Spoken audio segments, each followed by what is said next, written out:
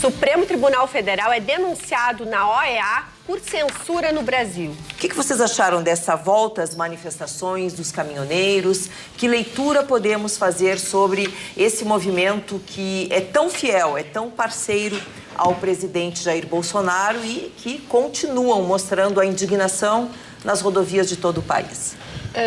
Olha, Vera, um dos aspectos que mais me chama a atenção é que, analisando e realmente, assim, checando com fontes e chegando o mais perto possível dos movimentos, a última palavra que se escuta é Bolsonaro. Porém, o que mais se vê na mídia brasileira é justamente essa tentativa incansável, desde que as manifestações, inclusive, do povo brasileiro iniciou, é tentar colar o presidente da República com manifestações espontâneas, por pautas que não têm a ver com política, tem a ver com segurança nacional, tem a ver com esse estado de exceção que os brasileiros vivem, gravíssimo, aonde o poder Supremo, a Corte Suprema, de um dos poderes mais importantes da nossa República, dos 4 poderes, porque eu cito o povo como o primeiro dos 3 poderes, depois vem o poder legislativo, o poder executivo e o poder judiciário, não estão mais seguindo as regras, não estão mais seguindo a lei, a Constituição. E o que forma, o que define uma república? Nossa república, o Brasil, é uma república democrática. Por quê?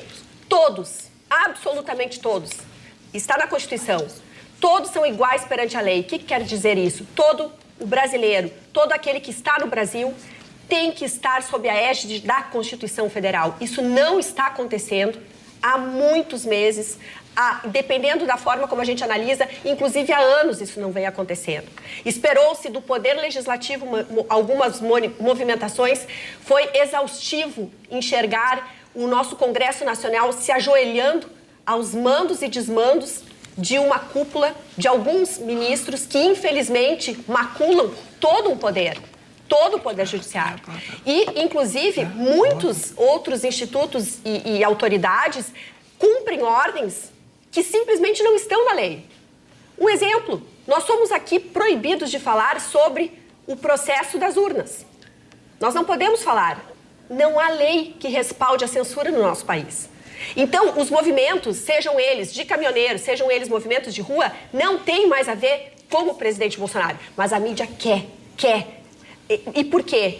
Porque se a gente vê o presidente Bolsonaro envolvido nessas manifestações, que não está, porque os próprios caminhoneiros disseram, o presidente Bolsonaro não tem a ver. Agora, é nós com o Congresso, é nós com o Supremo. Eu escutei isso de vários caminhoneiros dizendo: Nós não vamos aceitar os desmandos do ministro Alexandre de Moraes.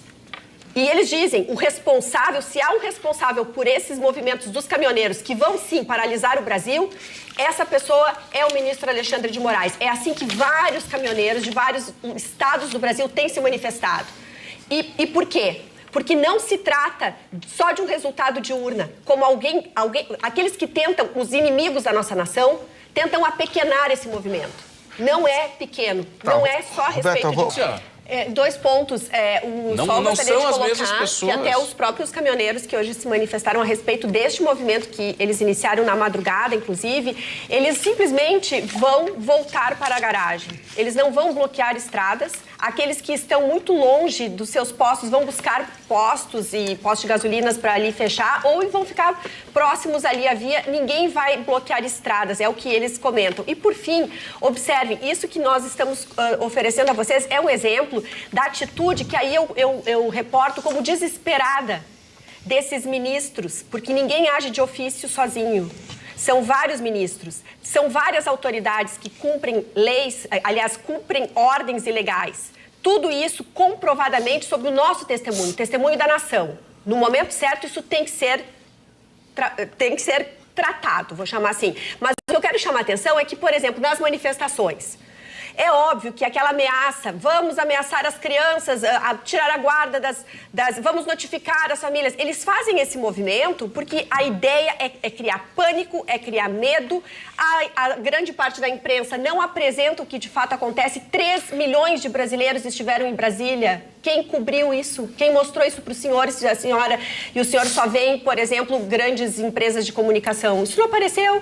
Eu proponho um aspecto, o inquérito do fim do mundo, para lembrar aos telespectadores, ele iniciou o Alexandre de Moraes, porque eu me nego a chamar de ministro mais, no meu ponto de vista, eu já estou até no capítulo 5º da história do Brasil, nesse ponto que nós estamos, porque, sinceramente, ele se baseou no regimento interno do Supremo Tribunal Federal. Regimento interno não é lei. Regimento é um regulamento que regula o que acontece dentro do Supremo Tribunal Federal de acordo com a lei. Ele usou um aspecto daquele regimento, adaptou, porque não está adequado, e sob esse aspecto ele seguiu.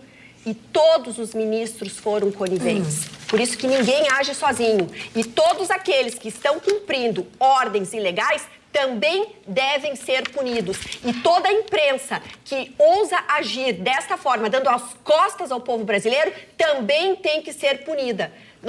Entendam, eu confio muito. A lei e a ordem vão ser restituídos nesse país e as pessoas que descumpriram a Constituição Federal terão que responder por seus atos, porque são administradores públicos, são servidores públicos pagos pelo povo brasileiro. Eles devem respeito ao povo. De que forma? Cumprindo as regras. Então, se eu, servidor público, recebo uma ordem do meu superior, eu tenho duas opções. Se a ordem dele não segue a lei, eu vou cumprir porque ele me mandou? Ou eu vou dizer, desculpa, eu vou seguir aqui a regra do jogo, eu vou seguir a lei. E aí, será que o Alexandre de Moraes estaria fazendo o que faz se os servidores públicos que ele controla e manda olhassem para ele e dizem, desculpa, eu não vou cumprir. E lembrando que os ministros são cargos vitalícios, né? E que eles só saem do cargo aos 75 anos por uma aposentadoria compulsória. Tiago, eu vou primeiro... Eu acho importante colocar, até para o telespectador, é o seguinte. É parte da democracia e é fundamental divergir. Pensar diferente. Ideologias diferentes só traz benefícios também porque todos crescemos. Ninguém é totalmente o dono da razão todo o tempo. Isso é uma coisa. Outra coisa é tentar desvirtuar o que acontece para gerar nas pessoas que às vezes não têm condições de estudar, não têm o mesmo entendimento ou as mesmas oportunidades e começar a entender diferente a realidade. Isso é cruel. Então, assim, uma coisa é debater em cima daquilo que aconteceu. Eu não concordo. Eu concordo, mas o fato é esse. Outra coisa é a gente começar a desvirtuar para tentar ganhar uma discussão.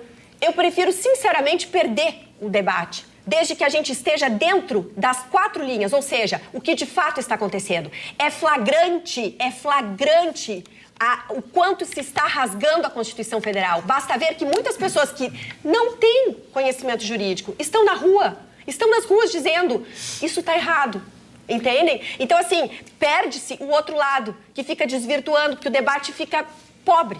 E quem perde também são os telespectadores. Bem, nós vamos... Falando sobre esse aspecto, nós temos uma ação que o Supremo Tribunal Federal, ele está sendo denunciado na Organização dos Estados Americanos, na Comissão Interamericana de Direitos Humanos, por censura no Brasil. Acontece que é uma ação que denuncia toda essa atuação do Supremo Tribunal Federal contra direitos humanos. Por quê? É uma denúncia que pede o restabelecimento da liberdade de expressão, da liberdade de imprensa, o restabelecimento do sistema acusatório, que é exatamente o que nós estávamos há pouco falando, sobre essa questão de ter a presença do Ministério Público, da pessoa que está sendo investigada, que ela tenha consciência sobre qual é o fato e, principalmente, qual é a lei que a incrimina. O devido processo legal, que é justamente seguir todo o trâmite do processo, ou seja, que a Constituição Federal seja respeitada por todos, porque todos são iguais perante a lei. Também eles pedem o restabelecimento da imunidade parlamentar. Ora, o parlamento é parlar, então que os deputados possam falar, entre outros pedidos. Nós